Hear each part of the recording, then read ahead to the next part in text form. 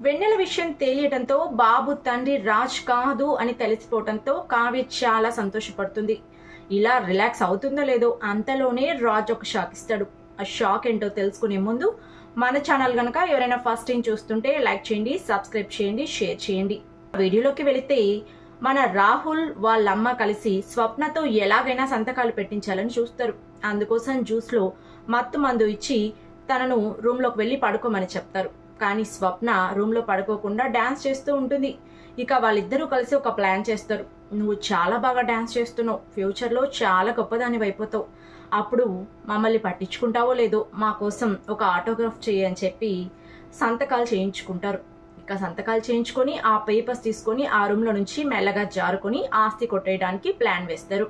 Party అయిపోగానే కావ్య రాజ్ ఇద్దరు కలిసి కార్లో వెళ్తూ ఉంటారు. కావ్య ఇక నిజం తెలిసిపోవటంతో చాలా రిలాక్స్గా ఉంటుంది. కానీ రాజ్ మాత్రం కావ్యం చూస్తూ నువ్వు చాలా అమాయకురాలు అనుకున్నా, కాదు చాలా తెలివైన దానివంటూ ప్రశ్నలు వేస్తాడు. ఇక దాంతో కావ్యకి ఏమీ అర్థం కాక మీరు ఏమంటున్నారు అని ఏమీ తెలియనట్టుగా అంటుంది. ఏం తెలియనట్టుగా నటించుకు, నువ్వు ఏం చేసావో నాకు మొత్తం తెలుసు, ఎందుకంటే నువ్వు శ్వేతతో మాట్లాడినది మొత్తం నేను విన్నాను, ఈ పార్టీ మీరు ఎందుకు ఏర్పాటు చేశారో కూడా నాకు తెలుసు అంటాడు. దాంతో ఒక్కసారిగా కావ్య షాక్ అయిపోతుంది. ఇక మాటలు రాక తడబడుతుంది. ఇక ఇలా రాజ్ ప్రశ్నల మీద ప్రశ్నలు వేయటంతో చేసేదేమీ లేక కావ్య రివర్స్ లో మాట్లాడుతుంది. అంతలో బాబు ఏడుస్తాడు. ఇక బాబుతో మాట్లాడుతున్నట్టుగా రాజ్ మీద పంచులు వేస్తుంది. రే నాన్న ఏడవకరా, ఏడిస్తే నిన్ను ఓదార్చడానికి మీ అమ్మ లేదు, ఇంతకు మీ అమ్మ పేరు వెన్నెల కాదు, ఇక నీకు కూడా ఇంకా నామకరణం చేయలేదు, నీకు కంటే అమ్మకి నామకరణం చెయ్యాలేమో అని అంటుంది. అప్పుడు రాజ్ ఏమంటున్నావు నువ్వు అంటే నిజమే అంటున్నాను, మీరు చెప్పిందంతా అబద్ధం కదా, వెన్నెల అమావాస్య పౌర్ణమి అని మాకు కట్టుకథ చెప్పారు కదా, అదే బాబుకు చెప్తున్నా అని చెప్పి అంటుంది. రాజ్ కోపడుతూ తనను మింగేసేలా చూస్తాడు. ఏంటి అలా చూస్తున్నారు, నేనేమైనా టాబ్లెట్నా నన్ను మింగేయటానికి, మీరు చేసింది ఏం తక్కువ కాదు, అందులో పోలిస్తే నేను చేసింది చాలా తక్కువ అని రివర్స్ గొడవకు దిగుతుంది మన కావ్య. బాబుకు తల్లి ఎవరో చెప్తారా లేదా, అసలు నిజమేంటో చెప్తారా లేదా అని గొడవకు దిగుతుంది. ఇక రాజ్ చేసేదేమీ లేక నేను చెప్పనంటే చెప్పను, నువ్వు ఎన్నిసార్లు అడిగినా నేను ఇదే చెప్తాను, ఇక ఈ విషయం వదిలేయని కోపంగా అరుస్తాడు. ఇక ఆ విషయం అయిపోవటంతో వాళ్ళిద్దరు అక్కడి నుంచి బయలుదేరుతూ వస్తుంటారు. ఇక మన కవి ఒక ఫైల్ పట్టుకొని చూస్తూ ఉంటాడు. ఇక దొంగచాటుగా తల్లి కొడుకులు ఫైల్ మీద సంతకం ఎలా చేయించాలో ఆలోచిస్తూ ఉంటారు. ఇంతలో రాహుల్ ఆ దొంగ ఫైల్ తీసుకొని తన దగ్గరకు వెళ్తాడు. వెళ్ళి నేను చెప్పిన దాని గురించి ఏం చేసావురా, ఆలోచించావా అని అంటే లేదు ఇంకా ఆ ఫైల్ చదవలేదు అని అంటాడు మన కవి. లేదు, రేపటి పని ఈరోజు చేయాలి, ఈరోజు పని ఈరోజే చేయాలి, ఎప్పుడు మన అన్నయ్య చెప్తూ ఉంటాడు కదా, అది నువ్వు ఫాలో అవ్వవా, కాబట్టి ఫైల్ ఇప్పుడే చూడు, బాగా స్టడీ చెయ్యి, ప్రతి ఒక్కదానికి దాని మీద డిపెండ్ అవ్వటం కాదు, మన నిర్ణయాలు మనమే తీసుకోవాలి అని చెప్పేసి హితబోధ చేస్తాడు రాహుల్.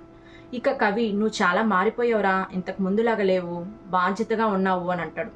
ఉండాలి కదా, నీకోసం నువ్వు బాధ్యతలు తీసుకున్నావు, నీకు హెల్ప్ చేయడం కోసమే నేను ఇంతలా కష్టపడుతున్నానని చెప్పేసి లేనిపోటల మాటలని చెప్తాడు. ఇక సరే నేను ఫైల్ చూస్తాను అని చెప్పగానే నువ్వు చూస్తూ ఉండు, నేను ఇప్పుడే వస్తానని చెప్పేసి బయటకు వెళ్తాడు. ఇక పక్క నుంచి చూస్తూనే ఉంటారు ఫైల్ మీద సంతకం చేస్తాడా లేదా అని. ఇక ఆ ఫైల్ స్టడీ చేసే ముందే మన అనామిక సీన్లోకి ఎంటర్ అవుతుంది. రేపు మనిద్దరం మా ఇంటికి భోజనానికి వెళ్ళాలి అంటుంది అనామిక. కవి ఏ ఇంటికి అంటాడు. మా ఇంటికి అంటుంది అనామిక. మీ ఇంటికైతే నువ్వే వెళ్ళు అంటాడు కవి. సరే మా అమ్మ నాన్న వాళ్ళ ఇంటికి మనిద్దరం భోజనానికి వెళ్ళాలి అంటుంది అనామిక.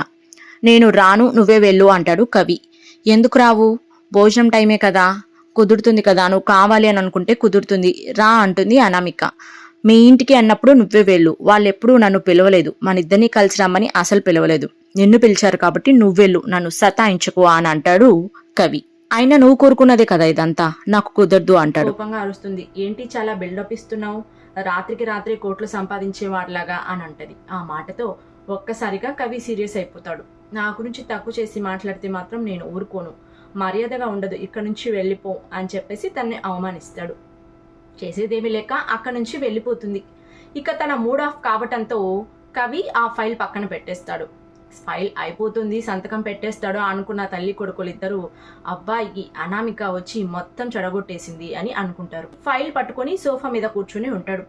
పైనుంచి రాహుల్ చూసి వీడేంటి రాత్రింపగలు ఫైల్ పట్టుకుని తెగ బిల్డప్ ఇస్తున్నాడు, తెగ కష్టపోతున్నట్టు అని ఫీల్ అవుతాడు. ఎలాగైనా సరే ఇప్పుడు ఎవరు లేరు కాబట్టి వెళ్ళి ఫైల్ మీద సంతకం చేయించాలి అని అనుకుంటాడు. ఇంతలోపు మన రాజ్ పైనుంచి దిగి కవి దగ్గరికి వెళ్తాడు. ఆ విషయం చూసి రాహుల్ చాలా కంగారు పడతాడు. తన ఫైల్ విషయం ఎక్కడ చెప్పేస్తాడో అని పైనుంచి చూస్తూనే ఉంటాడు. ఇక కవి దగ్గరికి వెళ్ళిన రాజ్ చాలా బాధపడిపోతూ ఉంటాడు. సారీ రా, నిన్ను చాలా కష్టపెడుతున్నాను, ఈ బాధ్యతలని నీ ఒక్కడి మీద వేసి నిన్ను చాలా బాధ పెడుతున్నాను, మిమ్మల్ని అందరినీ నేను చాలా బాగా చూసుకోవాలనుకున్నాను, కానీ నా పరిస్థితి ఇలా అవ్వటం వల్ల అని చెప్పేసి తనలో తను బాధపడుతూ ఉంటాడు. అంతలో కావి ఇలా అంటాడు, అదేం లేదన్నయ్య, ఎప్పటికైనా రాజు రాజే, మంత్రి మంత్రి, ఎప్పటికైనా నువ్వు నీ ప్లేస్కి నువ్వు వస్తావు, నీ మీద పడ్డ అవమానాలన్నీ వెళ్ళిపోయిన తర్వాత నువ్వు నీ ప్లేస్ తీసుకుంటావు అని అంటాడు. ఆ మాటకు చాలా ఫీల్ అవుతాడు రాజ్. ఏమైనా తప్పుగా మాట్లాడుంటే సారీ అన్నయ్య అని చెప్తాడు కవి. అలా ఏం లేదే అని చెప్పేసి బయటకు వెళ్తాడు రాజ్. ఇక రాహుల్ సంతకం పెట్టించుకోవడానికి వెళ్తూ ఉంటాడు. ఇంతలో కావ్య పైనుంచి మళ్ళీ దిగుతుంది. ఇదేంటి రాహుకాలం పోయిందంటే యమగండం వస్తుంది అని భయపడుతూ ఉంటాడు. అనుకున్నట్టుగానే కావ్య అటు నుంచి వెళ్ళి వదిన అని పిలుస్తాడు. ఏంటి కవి గారు అని అంటే, ఎక్కడికో వెళ్తున్నట్టున్నారు, పొద్దునే రెడీ అయ్యారు అని అంటే, మా ఆడవాళ్లకు అవసరం వచ్చినా ఆనందం వచ్చినా ఎక్కడికి వెళ్తామండి, గుడికే కదా, అక్కడికే వెళ్తున్నాను, ఇంత చేసిన ఆయనకు కృతజ్ఞత తెలుపుకోవాలి కదా అని చెప్పేసి వాళ్ళిద్దరూ మాట్లాడుతూ ఉంటారు. ఈలోపు కవి, మీతో ఒక విషయం చెప్పాలి వదిన, మన కంపెనీకి ఒక ప్రపోజల్ వచ్చింది, గోల్డ్ ప్రపోజల్, అబ్రాడ్ నుంచి గోల్డ్ తక్కువ రేట్కే మనకి ఇస్తారంట అని ఆ విషయం గురించి డిస్కస్ చేస్తూ ఉంటాడు. ఇంతలో రాహుల్ కావ్యకు ఆ కంపెనీ గురించి, ఆ కంపెనీ చేసిన ఫ్రాడ్ గురించి ముందే తెలుసు కాబట్టి ఎక్కడ తను చెప్పేస్తుందో, తన గురించి మోసం బయటపడిపోతుందో అని చెప్పేసి భయపడి ఉండగానే రాహుల్ పైనుంచి హడావిడిగా వచ్చి, కళ్యాణ్ చాలా మోసం జరిగిపోయిందిరా, ఘోరం జరిగిపోయింది అంటే, ఏం జరిగిందిరా అంటే, నిన్న నేను ప్రపోజ్ చేసిన ఆ గోల్డ్ స్కీమ్ వాళ్ళు చాలా మోసగలట, వాళ్ళు ఇంతకు ముందు కూడా చాలా కంపెనీలకు మోసం చేశారట, ఇప్పుడు మన కంపెనీకి కూడా మోసం చేయాలని చూస్తున్నారట.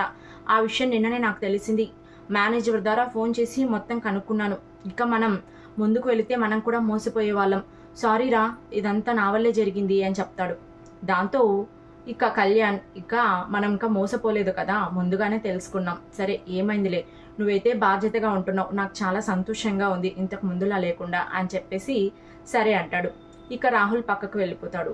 ఇక కావ్య ఎందుకో కొంచెం అనుమానంగా రాహుల్ చూస్తూ, కవి గారు ఎందుకైనా మంచిది ఇతనితో మీరు కొంచెం జాగ్రత్తగా ఉండండి అని తెలిసి తెలియకుండానే కవిని కొంచెం హెచ్చరిస్తుంది. ఈ విధంగా మరిదిని కాపాడుతుందన్నమాట వదిన. ఇక వాళ్ళ అమ్మమ్మకు కూడా కావ్య జరిగిందంతా చెప్తుందన్నమాట.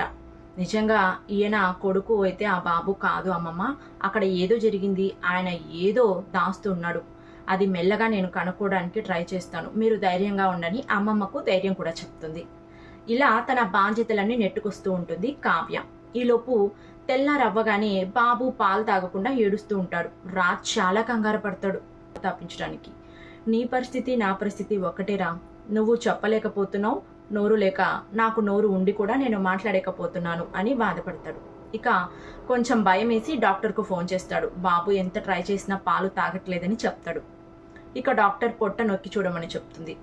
బాగానే ఉంది అని అంటాడు రాజ్. మోషన్ ఫ్రీగా అవుతుందని అడుగుతుంది డాక్టర్. అదంతా ప్రాబ్లం ఏం లేదు డాక్టర్, బాగుంది అని చెప్తాడు రాజ్. సరే ఒక 2 hours ఆగి మళ్ళీ నాకు కాల్ చేయండి, అలాగే ఉంటే నేను ఒక సిరప్ చెప్తాను అంటుంది డాక్టర్. సరేనని చెప్తాడు రాజ్. కానీ రేపటి ఎపిసోడ్లో మాత్రం బాబుకు ఫీవర్ రావడంతో వాళ్ళు హాస్పిటల్కి వెళ్ళడం చూపిస్తారు.